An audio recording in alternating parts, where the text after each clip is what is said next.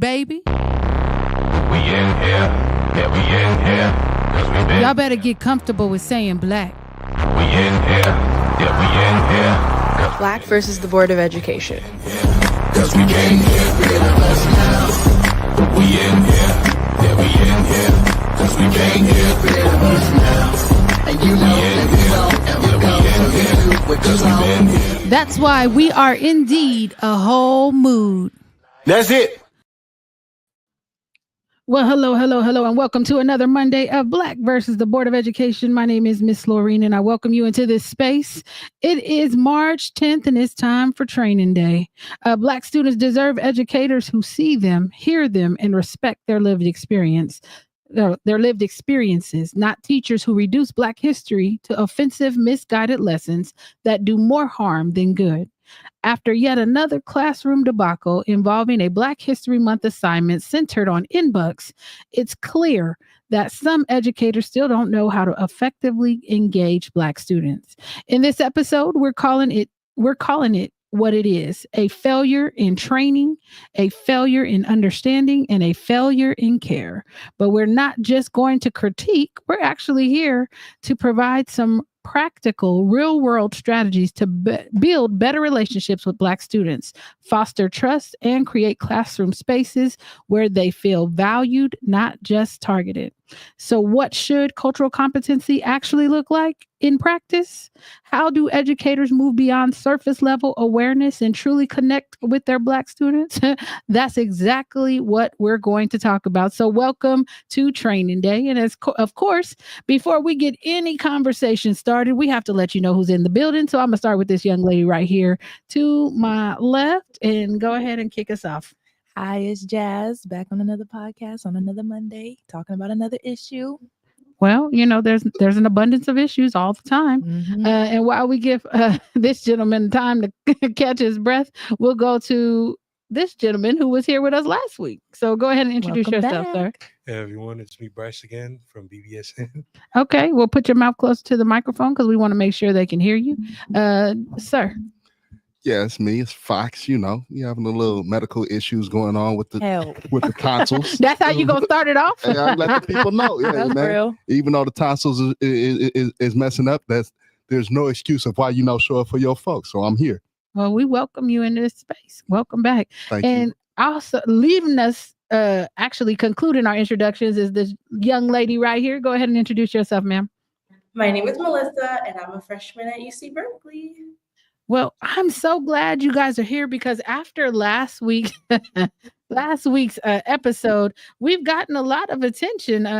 Shout out to Mr. Ernest Krim III, who is a content creator and a former teacher out of Chicago. He actually added us as a collaborator on one of his posts. Mm-hmm. And to date, I believe it's like 70,000 folks have seen what is going on here in Elk Grove, California. And there's a lot of talk about what should happen with that teacher. And as I thought about it, and everybody's trying to figure out the teacher's name and all that good stuff. And I know, and I don't know if it's good or bad if they find out who the teacher is.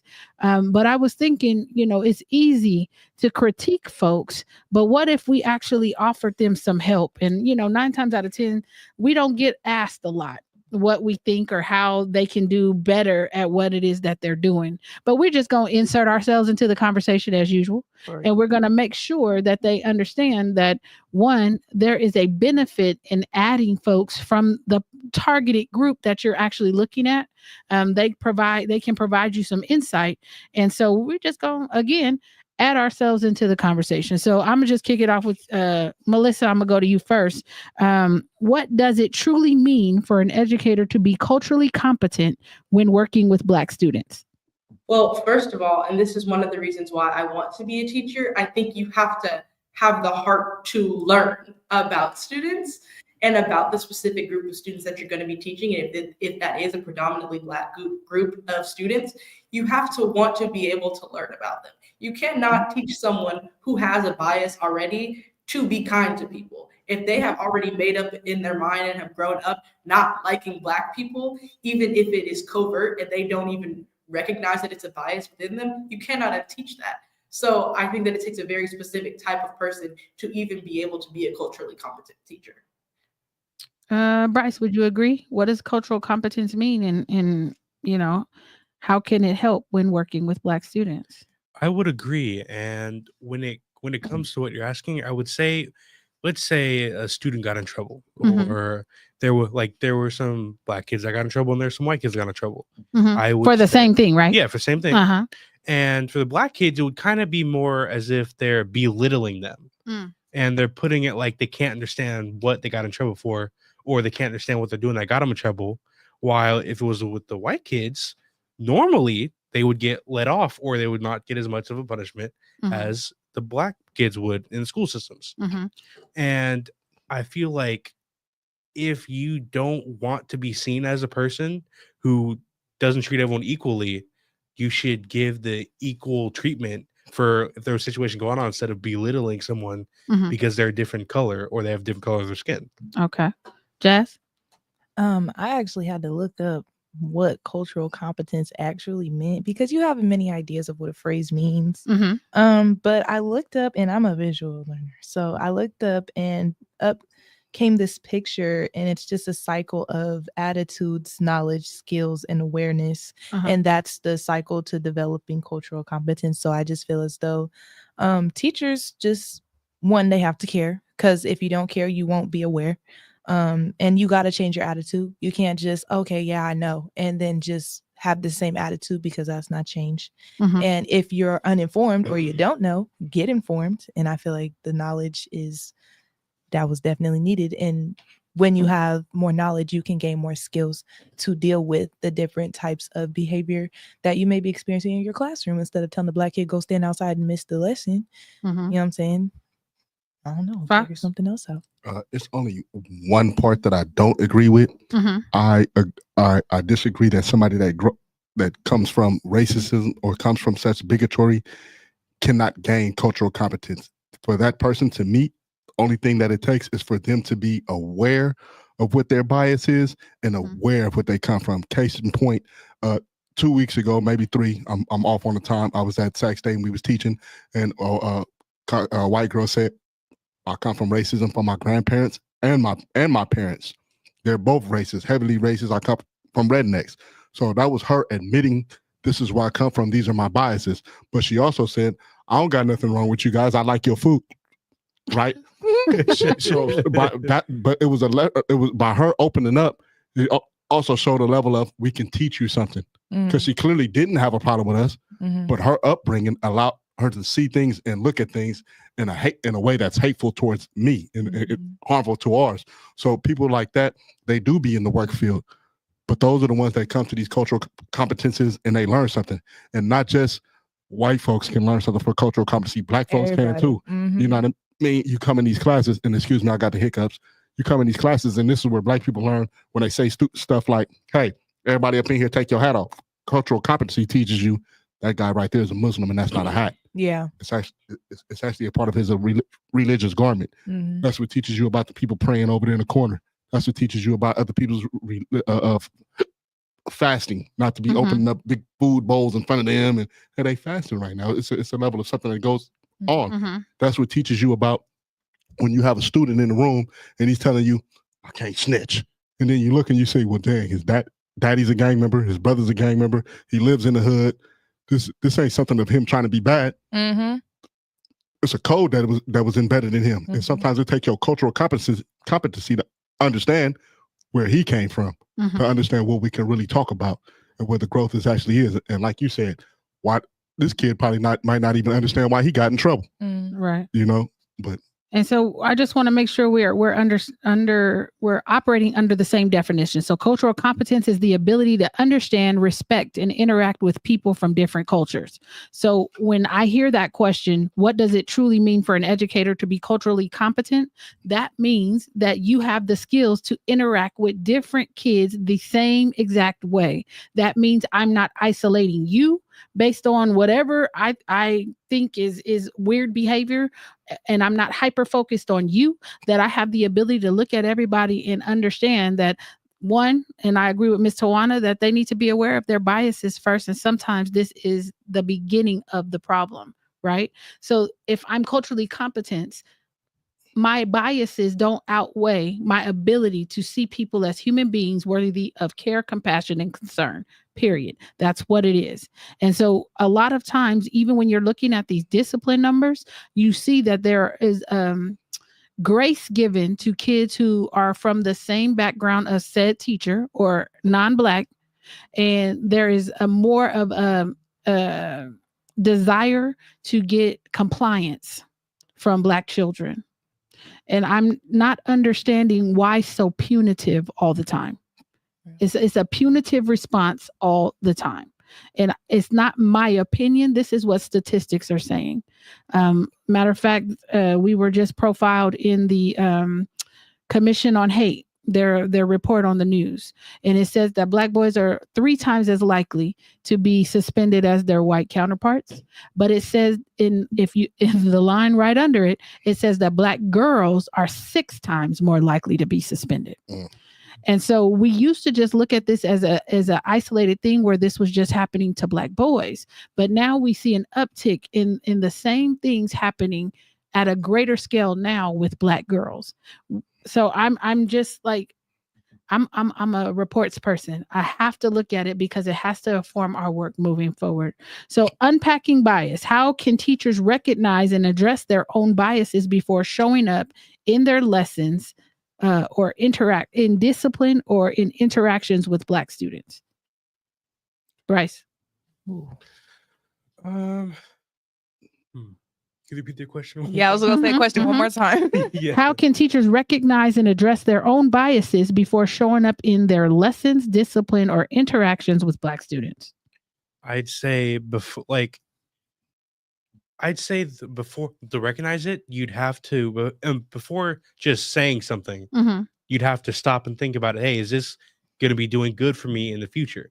After saying this, am I going to get a lot of feedback or negative feedback? Or how am I going to make the child that I'm talking to feel? Okay. Like the child may not interact with you in a wrong way after that, but that doesn't mean that inside they don't feel something wrong with the way you may have reacted with them due to how you feel with the culture they come from. Okay. Let's say that there was a whole class we were talking about a history lesson. So I think something we brought up on the other podcast, and we were on a history lesson talking about how slavery went, and we pointed at the only 2 Black kids in the room. Right. How would that make them feel, rather than everyone else seeing that they're pointed at, giving the people something? Oh well, haha, this is what you look like back then. And then it opens a cycle for bullying, and then it makes the child feel worse about themselves. Okay. So what I'm trying to say is, I feel people nowadays need to think about what they're saying before it immediately is brought out, because it can affect more than just your job, but it also can affect the mental state of someone else, causing them to go down the wrong path further down in life. Okay. Melissa, jump in there. Yeah, I think if we're specifically talking about educators, you have to have, because in education, there's a teacher, there's curriculum, but there's also like the curriculum and things are run by other people. So in order for a teacher to be able to hold themselves, they have to be held accountable by someone else. It can't just be you recognizing your own bias, because in order to even know that you have bias, there's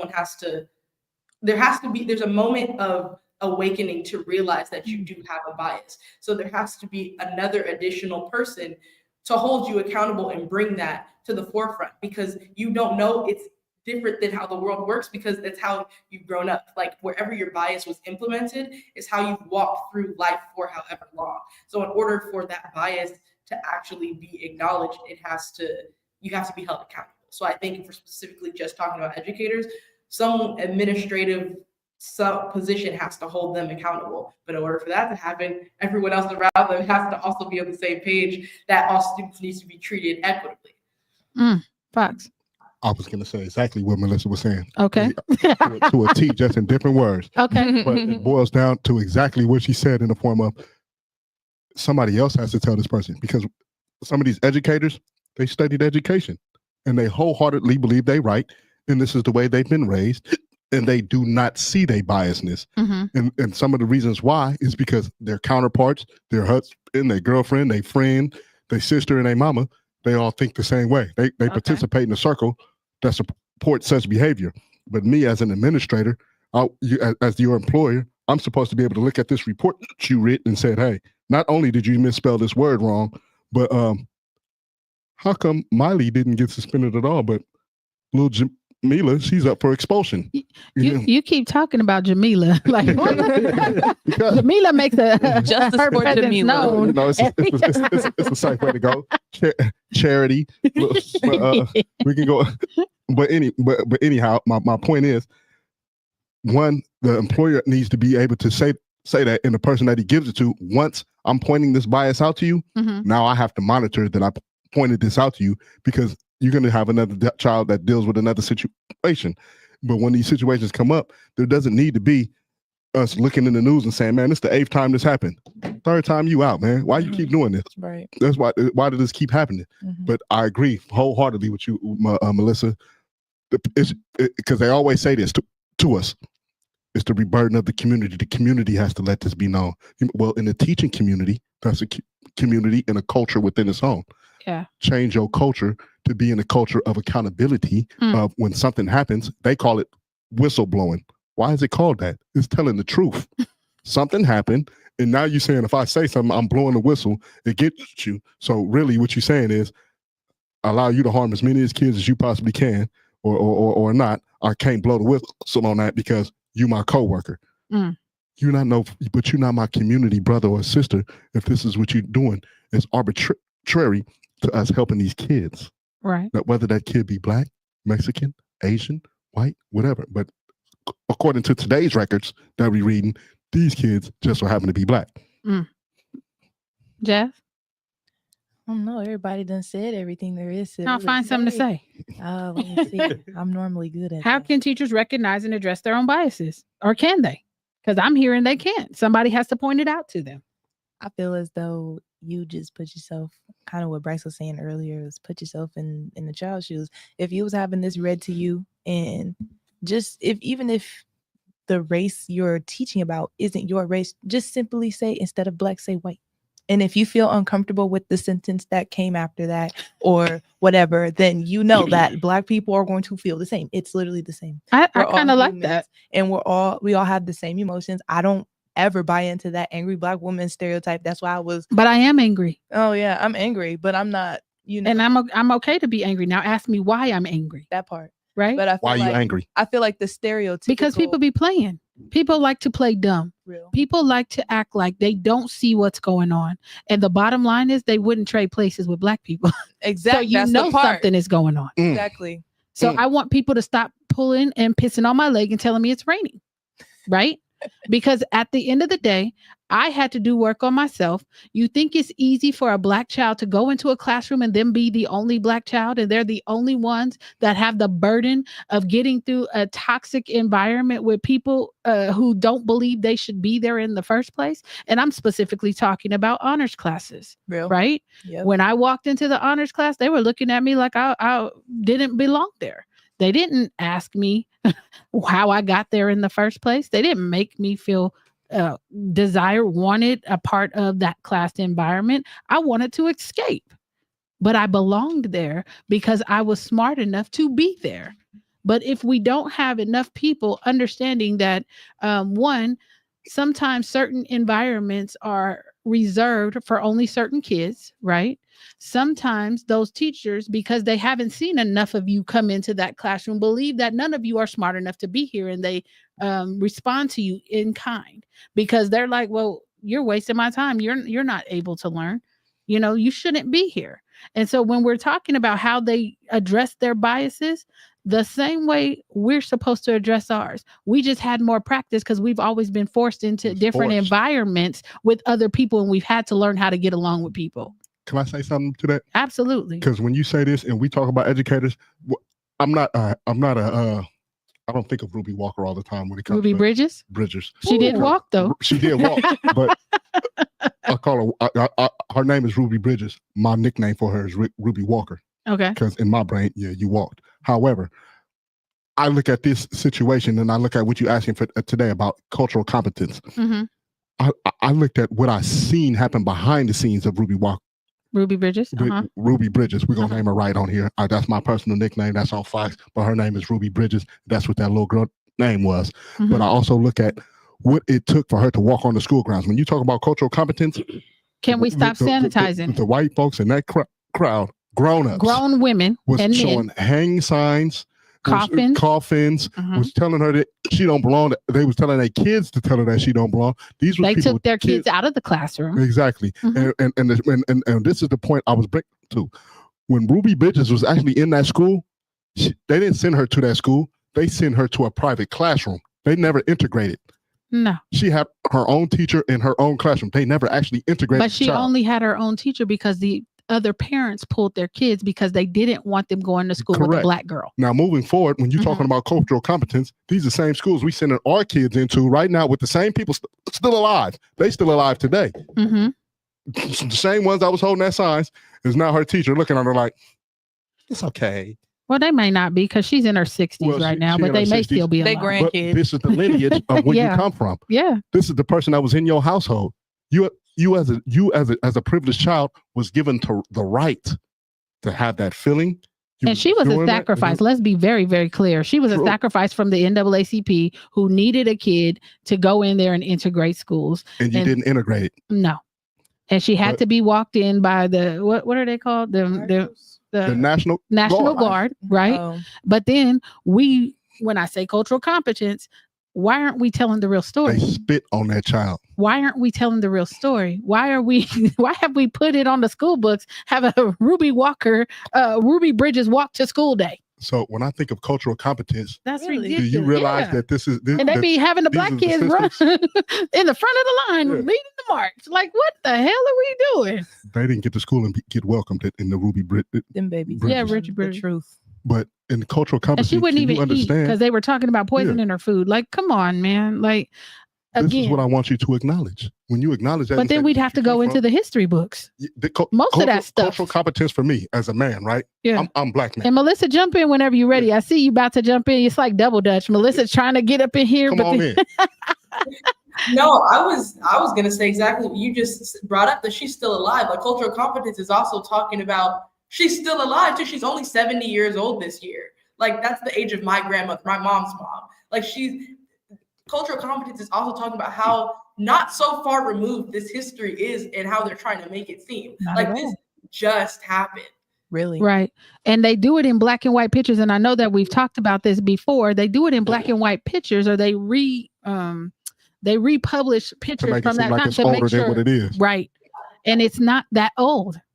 But we out here leading marches around school talking about Ruby Bridges walk to school day. Nope. And I remember asking Elk Grove at the school board meeting, are y'all going to be providing National Guard too? And everybody looked at me like I was the crazy one. But I read, you know what I mean? And I think it's offensive.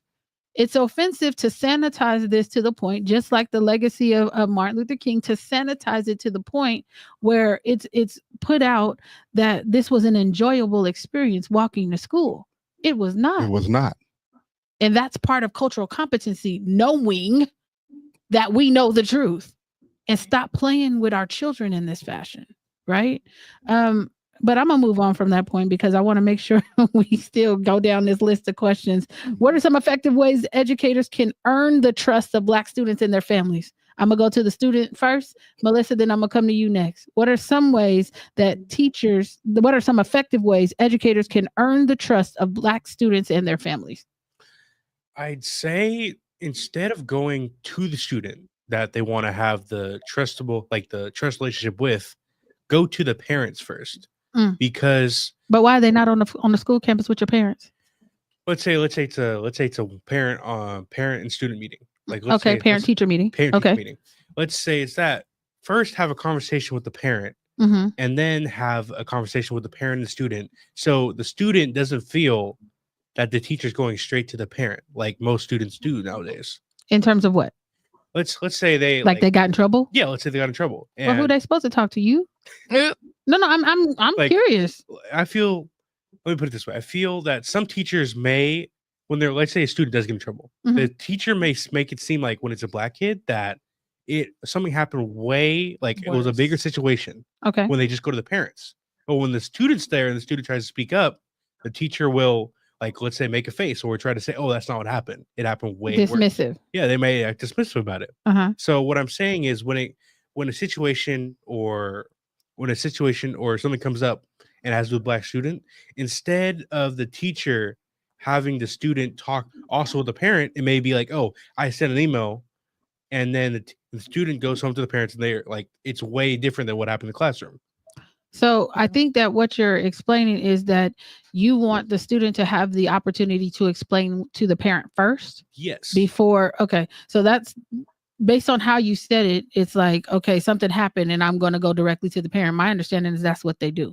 Yes. What I'm trying to put it at is some teachers can cause bigger situations if the student also doesn't get to put their part in before it goes to the teacher. Is what I'm saying. Okay. So I think, Melissa, that goes back to what we said, I don't know, five years ago. Parents believe your student.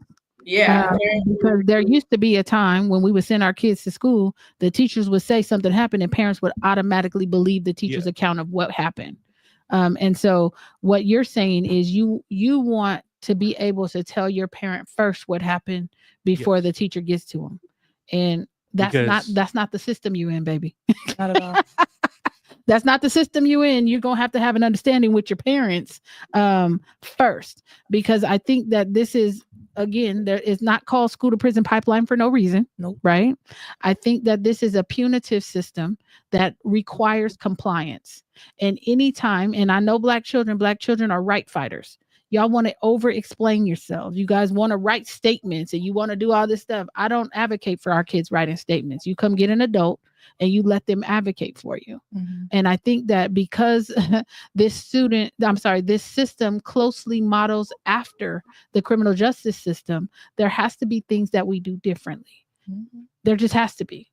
But I don't know. Somebody else want to jump in, Fox? Do you agree? Disagree? Say your question again, because I was listening I didn't have no question. Saying.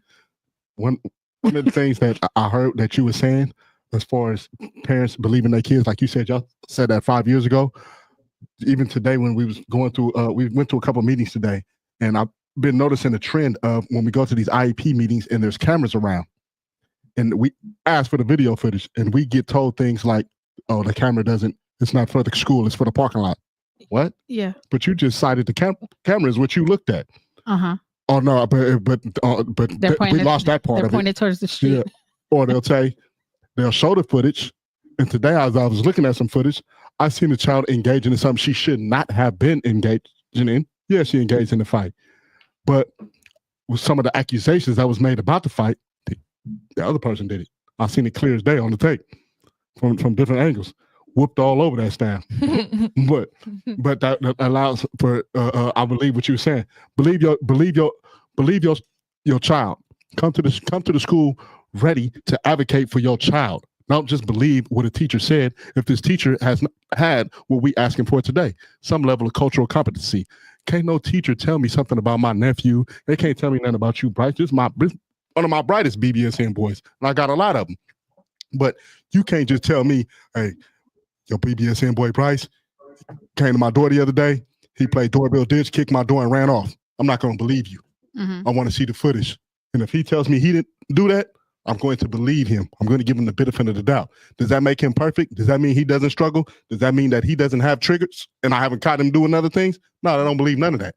What I'm saying is, he said he didn't do what you talking about. And even though my kid got problems, let me see what you talking about. Who are you anyway? You just a school teacher. Right. And I don't want to put it that way, like school teachers are unimportant, but as a group, you guys are making your words look bad in front of us because I keep coming to these meetings and busting y'all in lies. We keep going to the school board meeting and asking them to do things that you've been going up there advocating all this time. And I keep hearing you reiterate the same words and asking for, when is this going to happen? And you leave your phone number and you leave your email. But guess who calls you? Your mama, your workers. Some people aren't ready to change, right? But what does that have to do with our ability to advocate and keep requesting the things? I'm putting it on record. So if you're not willing to change, that you didn't know, how are we going to get you this cultural competency? And who's responsible for making sure that you take cultural competency seriously if you're working in this field and working under this board. You come across coworkers, which are other teachers. They see you in the field. I think it's going to have to be tied to money. And everybody else. It's going to have to be tied to that LCAP. It's going to. Like, you can no longer, in my mind, if you failed at a specific thing for so long, you should no longer be rewarded with funding until you change your approach and get somebody in there to help you. But the fact of the matter is, we've been rewarding bad behavior for so long that I don't know if we can course correct. We've put the same type of people in leadership positions, and they feel very paternalistic, right? They want to be somebody's parent. And I'm not seeing a whole lot of desire to collaborate. Listen, I have to interrupt you when you say that, because it is so absolutely true. It is. What is disrespectful about it to me is the fact that you, at a gross rate, you have expelled all these black kids, suspended them. You've got on them about the punishment side. And that's not to say that some of them was not wrong. What we're saying is you grossly punished them. You didn't just give them the suspension. Disproportionately. You expelled them up off of school grounds. And then you come to find out what happened. You say, well, he called me a nigga when we was talking. What? Yeah. Some of these papers literally say that. They He's do. disrespectful, and then you can't say that. That doesn't call for the expulsion off school grounds. Or they put a litany of different education codes on a discipline form, and then you ask for specificity. What exactly are they, accused of doing? And they're like, they went into the cafeteria. Okay, and I told him not to. That's why you're expelling him? Like, he didn't follow my orders. This is not. That's what it really says. Like, this not that. Now, this the extra disrespectful part for me as walking in as an advocate, as I'm watching all these cases show up with all these kids, this happening to these kids, and you said the key word. You're not trying to work with us about it. You show me what you think about us, when all this is happening, and the parents of these kids, the community of who these kids are happening with. We come in the room and tell you what's going on and what's going on at home, and they be trying their hardest to be transparent. And they tell them, "Hey, his daddy ain't home. He's having issues at home, and we kind of poor, we hungry, but I'm trying my best to get him at school." But at mass numbers, you ain't listening to us. So that tells me you're not listening to my child. That's why I believe him when he tells me, because you don't even listen to me when I talk to you. I'm the parent. I'm the advocate. I'm the black lawyer.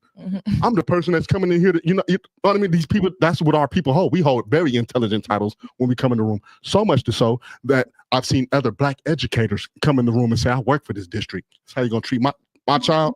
And they're serious about it. And they said, well, you shouldn't have walked in that cafeteria. And then they turned around and found a way to fire them. Yeah. So if you're not listening to my kids, and then we equally come in turn, and like you said, to give you this cultural competency, you got to hear it from me. We are the only ones that can tell you what our thing is. But you're taking these people from other cultures, from other countries out here. You walk on them with this red carpet and you say, hey, he doesn't eat pork. You give him the salad diet. But I'm telling you, we start in at home. His daddy ain't home. He got an anger problem. I'm having an issue with him. He recently started smoking weed. I'm liaisoning with the school to get some type of counseling, something here. I'm bringing here every day. I don't have the gas money to do it, but by hell and high water, God has blessed me to be able to get here to do it. Can you please help me? And you kids keep telling me, yeah, we're going to expel him. He needs that time at home. And I'm telling you, ain't nothing for him to do at home. Can y'all send home some paper with his stuff? You're going to say that you can send home every paper you can if you say he late in his homework. But you won't send home nothing for us to do this. You won't talk with him, and you won't ask the kid. And some of these kids, they telling you themselves some of the stuff that you asking them to not do. You say this kid is violent. He grew up watching his mother and his daddy fight. He walk outside the door. He said, and guess what? Their parents tell them the same thing. Mine told me, told you, and told you, and told you. If somebody hit you, what you supposed to do? Hit him back. That's what we was told by our parents. So now I come in this principal office, and you used to ask me, you didn't have to do that. Why'd you hit him like that? Right. No, my mama said don't let nobody put their hands on my face. Real. But that's part of culture, right? Yeah. And they have to know that about your background in order to deal with you effectively. Yeah. They would have to know your cultural upbringing, how you were taught. That they can only do that by forming a relationship. There is no correction without connection. Saying it again, please. I heard you say it so many times. Blank. Connection. There is no correction without connection. So that leads me to my next question. When harm has already been done, like in the case with the in-bucks, right? How should educators and school leaders respond in a way that is genuine and actually repairs? Fire the teacher. Especially, there's no way that this is the first offense. Fire the teacher, because there has to be time after time after person. I mean, I went to high school in this school district, and there was so many complaints from all the black kids at this one English teacher, how he was just overgrading and over this and get out and go take a walk and this and that. And it was so many complaints that even the school little officers, whatever, they call them, campus officers, Campus monitors. Campus monitors, they knew. They was like, oh, you got that teacher. Like, why am I telling you I got this teacher? Now I'm going to my counselor to change out of his class before I even know. You know what I'm saying? So it's just like, there's no way that this was the first offense. And if it was, that's a very, very, very far offense. That's very far. So you either need to be under investigation up for losing your job or something, and not on paid leave. Just stop paying these teachers to be away when they did something for them to have to be away. Melissa, how do they perform? I agree exactly with what Jazz said. The teachers need to be fired, because if they know that they have a job to come back to, and there's no consequences, they're not going to stop. Not at all. And then it feel like it needs to go farther than, like, you have to hold the teachers accountable, but then other people in administration knew about this. So it's like, who's going to also hold those people accountable too? Because if you fire one teacher and bring in another teacher who thinks the same way and is going to do virtually the same things to the same students, then we need to go farther through this hiring process. Who are y'all bringing into the schools? Because this is a problem. This is a problem. It needs to go way higher than just the teachers. But then it's like, who is going to hold those people accountable too if everybody in the system doesn't care about the students? And y'all only look at students as paychecks. And if you show up and you're here and I can count you for attendance and you're not tardy, then I get paid. They don't care about you as a student. So then it's like, who's going to hold those people accountable as well? Bryce, how do they repair harm, or does harm just continue to go? I mean, once the harm's done, you can't really going out and saying, "Oh, I'm sorry, it was all a mistake." That's not really going to do anything. It's not going to repair what the black students may have been tainted on their name. It's not going to repair any of that. And if they do fire them, they gotta because for the lady that did this, or man that did this, for the lady well, we just gonna say allegedly it was a lady. Allegedly it was a lady. For the person who they went through some process to get that person without doing a full background check and asking questions that would give them answers, showing them that they would do right in the classroom with certain cultures. And due to that, I mean, that's what I want to know. Do you even ask? Or do you just put them through a litany of classes and say, okay, certified teacher, great. Right. Because you went and got this credential, right? Or you went and took the CBEST and you passed it. What other things are they looking for in these teachers before they hire them and they put them in the classroom, right? Because I'm just trying to understand, how do you fix something that you're not willing to acknowledge actually happened in the first place without giving me excuse to why you did it in the first place? True. How do you fix it? I feel like they should, because when I got hired on, I got asked, what would you do in this situation? Right. They need to start doing that for a whole plethora of... Well, they would have to care. Yeah, exactly. And so you would tell by their answers if they cared or not. They better be glad Earl ain't over in this school district, because they be having a whole bunch of uniform complaints. Ain't that right, Earl? Shout out to Earl shout out him in the chat. But go ahead. Let me say this though. Yeah.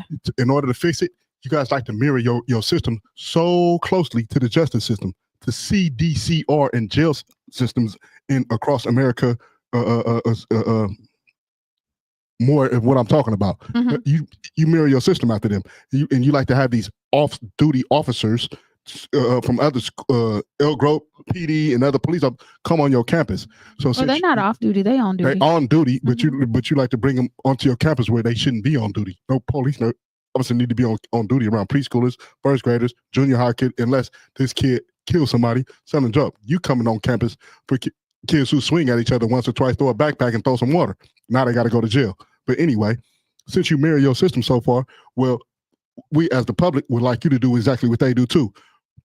Put that body cam on. Let me hear that crap you talking Put about. it on. Because I'm gonna tell you what was Audio. discovered. I like it. I'm gonna tell you what was discovered Visual. by making officers spit on them body cams. What was discovered? And no shade to the police system. This ain't nothing that I'm trying to say because I'm Just trying to go to war. facts. I'm just speaking facts. Accountability. What was discovered was they was slamming people on their head. They was pulling out them guns. They knew there wasn't accidental shootings. Some of them was telling people before they shot, "Shut up, I'll bust this thing up." And you're like, "What? You sound like a gangbanger." Yeah, you sound like a gangbanger. They was taking dope. I just seen recently. I just seen recently one of them OD'd up inside the station on some dope that he took up off somebody else. He took that up off him like, "Oh, you got the good He stuff." asked him what then it he was. asked him what it was. What is this? And then he asked him what trap house he got him on. Where'd you get it from? This mic stuff? Right. Yeah, this mic stuff right here is good. Nobody busting out sack sheriffs like that. But that's what Not happened. you naming the Now, PD. what also happened It's in though, the news. It ain't me. this what else happened though because of them situations. Hell. By them having them body cameras on, they was getting upset because it started picking up their conversation too. Yo. When they riding down in the car, they're like, they ain't had nothing but bitter talk upon them things. Put them things on them teachers and see what they be saying before they Right. go talk.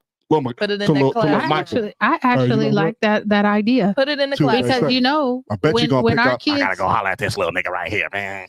when our kids get in trouble or we want to come and observe in the classroom, we got to give notice. And they know. So when we give notice, They're right we're on that telling them walkie-talkie, that same walkie-talkie that they don't We want telling BYLP to be having. that we're coming and that now they can course correct their behavior for the day. They're not Exactly. going to act out in front of parents, It gives them right? time to Students prepare. be looking. So I actually like the body cam on teachers. They would never do it, but I think their union would have something to say about it. But Of we course, could slap because cameras on them too.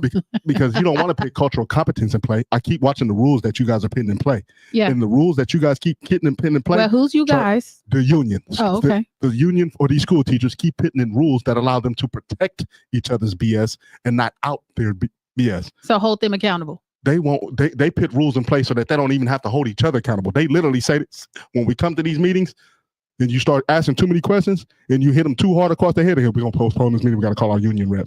Mhm. Right. And the union rep come in there, and while they talking, and you say, "Hey, how come this kid wasn't allowed to play in the sports thing, and he dunking on people? Oh, and we got tapes of him dunking on people." Don't answer that. You don't have to answer. No, that. actually, like what? Yeah, that doesn't have anything to do with why we're here. It absolutely does. It's the contents of why this kid got so mad before he turned around and said, Yep. "You won't say you say that part. I won't let him play on the team." Yep. Why? Well, how many black people on the team? Well, we have one person that said they're Mixed. mixed, and They're 25% don't black. answer the rest of those questions. We can't tell you that. Why you can't? It's public information. Right. So you're saying that in order for them to gain trust, there should be a level of disclosure and A high level of accountability. disclosure, because anywhere else where children are at, the only thing that's off the table where children is at is confidentiality about who's the child's abuser, what's the child's actual name, Mhm. but other than that, it's noted everything that happens with a child. Yeah. Anywhere else, and if you do anything to a child on any other grounds in any other institution Mhm. besides jail Mhm. and school, there's a full release. You can't take a child to the dentist without them having to say, "Look, this is what happened. This was the camera. They came in at this time. The Mhm. parents saw it," but it's not. But not at school and not in jail. They mimic the same rules and the same It's hideous everybody be form quiet of hiding stuff. and circle the wagons, right? So that nobody's held accountable, everybody is protected, and the victim is re-victimized and traumatized over and over and over. And mind you, while we're on that same subject, I would like to reiterate only what the statistics say. Yeah. The children that are getting this by the gross amount of numbers are the black kids. And so we would need to know why that continues to happen. Why won't you work with us as a black community to figure this out? If we the ones that can tell you the most cultural competency about the way we like to be respected and loved when we come into this thing. Well, because I mean, and I don't think that they can use black staff within their organizations, because if you say anything that goes against the grain, you put a target on your back. Man, I heard white ladies say this at the last school board meeting. And when I say the last one, I mean, I can't remember the date exactly. Maybe It was you do. Tuesday. On last Tuesday, more than one white person stood up and said, "I see the racism going on. These black people been telling you that you can go. It's got to be on record." On YouTube. I see the racism that's going on. These black people been coming in here telling you that this place is racist. Why won't you believe them? Why won't you look off into it? Why won't you pass a bill or something about this? Is what white people were saying in this school board meeting on Wednesday. They got up and said, and I was shocked. I'm like, wow. She's saying, I've been coming in here hearing them say this about this issues that's going on. I've been seeing this going on. I'm telling you, I've witnessed several incidents. Mm-hmm. You don't even want to listen to your own when they tell you, what'd she say? Mm-hmm. She's moving. And I think, you know, just to put a pin in that, what I noticed at the school board meeting, there was the extended time given to the topic that was right in front of the public comment. When it got time to talk about this in-buck, they minused a whole minute from folks giving public comment. Usually it's 3 minutes. They told us to get it done in 2. And their first speaker was one of their employees, and she was talking, her time ran out, and they called security on her. They had her escorted from the podium, and she was still talking as she was walking away from the podium. And I saw a second security person about to enter into the chambers. And when we're talking about equity in the way in which we're doing something, and we're talking about gaining trust, sometimes you have to bend the rules to make sure everybody feels included in the conversation. When people are traumatized by an act or an indiscretion, we have to be sensitive to that, and we have to allow them time to speak. And it's not for anybody to be rude, to cut them off. But I thought that calling security was just a bit much, right? That was gross. That woman was traumatized. She didn't need security. This is what she needed. A hug. Right. Go on, get it out. Right. And so, you know, this next question, how can schools bring in more Black voices, mentors, and community leaders to ensure students feel represented and supported? Just do it like Nike. Just do it. Just do it. No shortage of Black people that want to work. Melissa. First of all, not calling security on people who are just trying to talk. Because when I was in high school, I was a student representative on my school district school board, and public comment went right over all the time. And when we needed to talk, they let people talk.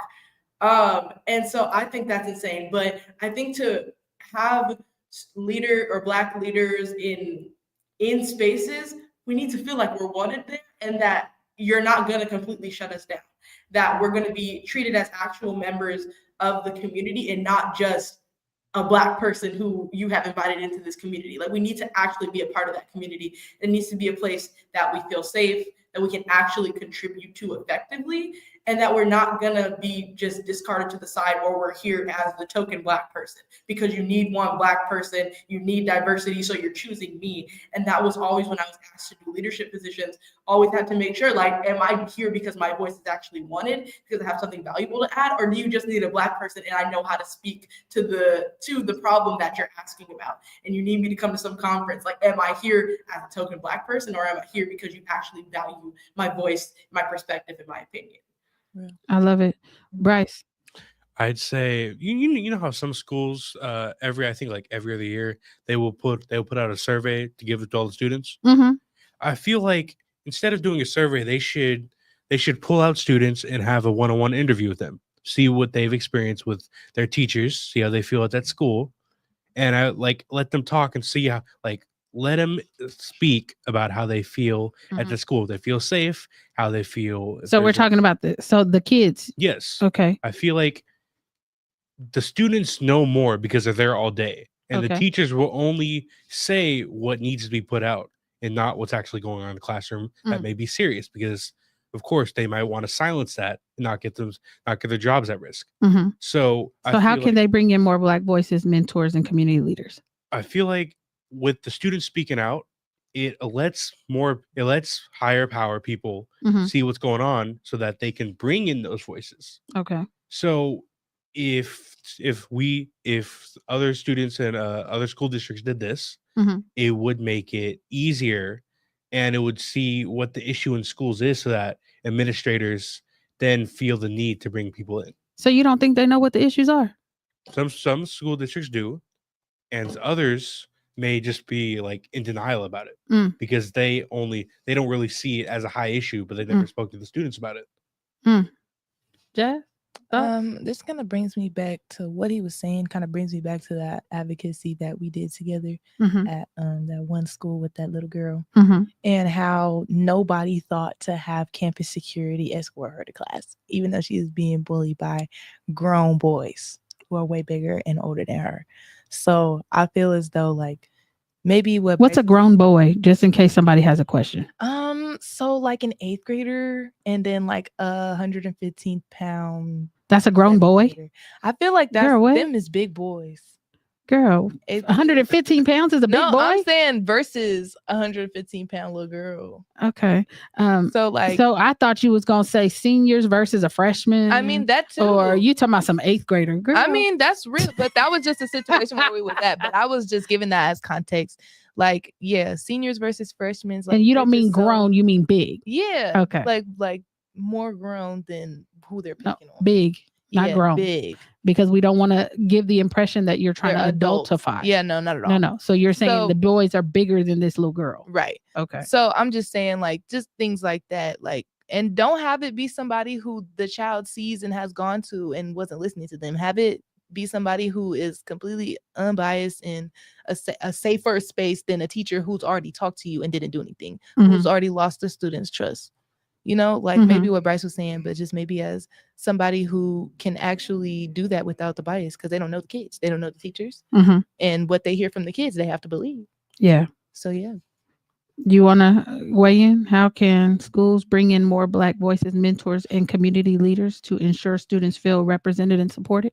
I'm gonna say the same thing I started off with. Just do it, because you see us on these websites, you see it in these podcasts, and you see when we trying to partner with you.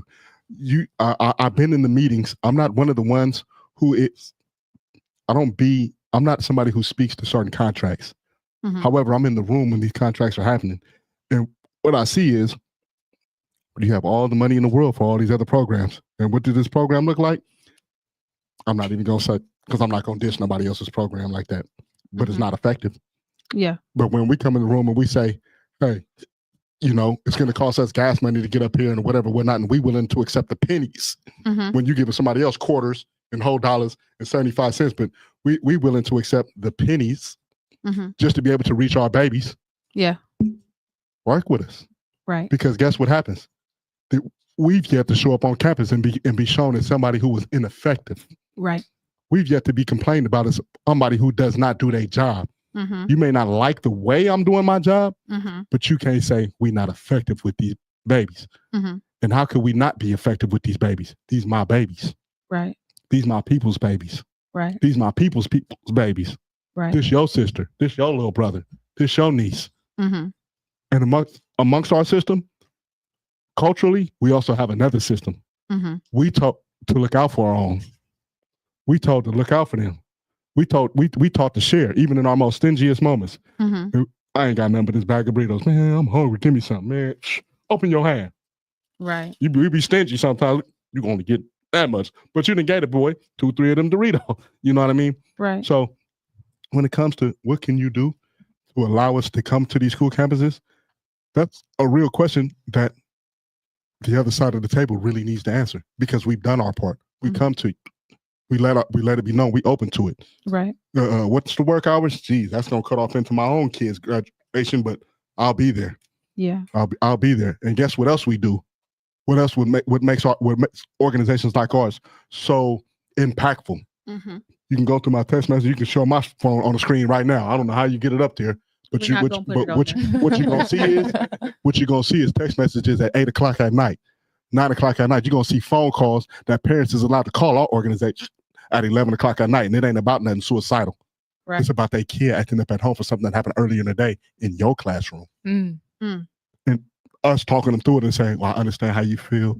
And why don't we try this? Right. You're gonna hear us asking them what their trigger is. You're gonna hear us making them accountable for their actions, but also asking them, how do we figure out what the trigger is for you so that this action doesn't happen again? You're gonna hear how deep we actually go in about ours. Yeah.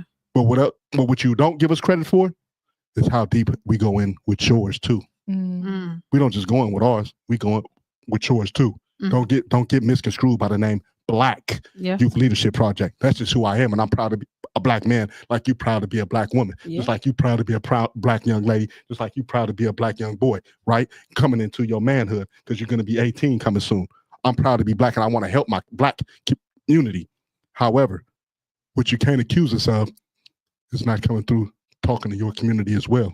Yeah. But when it's time for you to come help ours, again, what's up with these expulsions? What's up with these kids doing? What's up with the grossness of what they're being exposed for? Yeah. That's not working with us. That's not working with the parents. And I digress. Real. Yeah. And I think, when we talk about community representation and people bringing our program specifically to their schools or within their school districts, I'm not here to validate my existence. Straight up. I'm not here for that. I'm here to help because there's a certain expertise and a certain type of experience that I've had growing up Black in this society. I do not get in the middle of what the men do with BBSN. Why? Because I've never been a Black man. I don't know what it is to be a Black man. I don't know the different struggles they have. Yes, we're all Black, but there's a specific type of experience that Black boys have that only a Black man can understand. So when you're talking about bringing in different voices into a conversation, we have to prioritize those voices from that particular demographic and from that particular community. And when you do that, it's not then agency for you to come in and get upset because it wasn't done your way. And we have to be very, very clear. There's so many things that go on school campuses. I've been visiting school campuses for the last 7-8 years. There's so many different things going on simultaneously that you're asking me to do basically magic after harm has been done. After they've maybe come into contact with people who don't look like them, but for some reason you remind them of that. And I'm talking about educators in the system. They may have encountered a different educator that came across their screen or whatever, or not screen, I'm looking at a screen, that came across their life and their educational experience that harmed them, and you remind them of them. So there's a way that they respond to you, as children do. Right? I can only go based off of what I've experienced. Right. And so I just think that when we're talking about, bringing in community organizations or mentors, we have to understand that sometimes we have blind spots and we can't always expect folks to do what we do because that makes us feel comfortable. We have to give them the agency to be able to do it in their own unique way and to figure out how we can partner for the betterment of the child. So we're running out of time. I got 2 more folks left in here because everybody, we have support networks coming up. I want to give y'all 30 seconds, but before I do that, we have our legislative open house coming up on March 21st at the state capitol. I hope Bryce has signed up. Anyway, we'll be taking over the Capitol and making sure that our young people know how bills become laws, how they enact those in their neighborhoods and their communities, and what it is that they're responsible for. They will learn the legislative process and they will stay ready and learn the game to lead the change. So if you have young people ages actually probably 7th graders to 12th graders, if you have young people in those age ranges, please make sure to sign them up on our website today. We have limited space. They're going quickly and we want to see you in the building. So make sure you join us March 21st for our legislative open house, the first one since COVID. Whoop, whoop. So we're super excited about that. And so 30 seconds, what would you want teachers to know? What steps can be taken to ensure teachers receive ongoing, meaningful training on race, bias, and Black student engagement? Go. I feel as though, kind of repeating what I said earlier, if you read the sentence and it's a different race than what you are, switch it with yours. And if you feel uncomfortable, then change it. And be culturally sensitive and be culturally competent. Learn what those words mean, learn how to enact them, and learn to make your space safer for all your children. Okay. Bryce, what steps should be taken at the district level to ensure teachers receive ongoing, meaningful training on race, bias, and Black student engagement? I have to agree. I have to agree with what you said. Mhm. If you are gonna do a lesson, or you're gonna talk to a black student, or you trying to help them,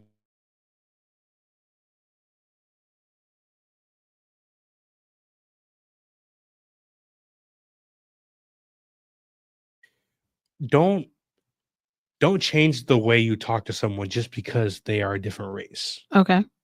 Because then it makes you seem like you have to be a whole different person to talk to a different race. Mhm. And that's not the case. Mhm. You can be yourself when talking to another person. So what can the school district do? The school district, when it comes to school district, they Mhm. would have to train their teachers in a way to where a teacher shouldn't feel scared or uncomfortable Mhm. talking to a black student normally. Okay. So meaningful, ongoing meaningful training. First of all, get rid of the train the trainer model. Some people given training classes look like the people that are offending, and they don't understand the seriousness of the material or how detrimental that could be to a child when they're. Get rid of the train the trainer model. Get you somebody in there that is not a yes person, that will tell you the truth and that will tell you how to effectively deal with their children. When you're talking about meaningful, it has to be somebody, one, again, who will tell the truth. The way that education and the education system was initially enacted, that was not with us in mind. And we have to acknowledge that before we can change that. When you're talking about meaningful is subjective, right? My meaningful might not be your meaningful, but how can we ensure that the training is effective? We make people get off their phones and actually listen. And maybe we require them to demonstrate understanding and not just leave just to check off a box that they did 5 hours of professional development. Right. Demonstrate understanding, just like you do with the children. Yep. The same standards that you have for kids after taking a test in your class, apply them to yourself. Yep. And I think that's how we enact that meaningful change. You can always call me. I'm happy to be honest with you.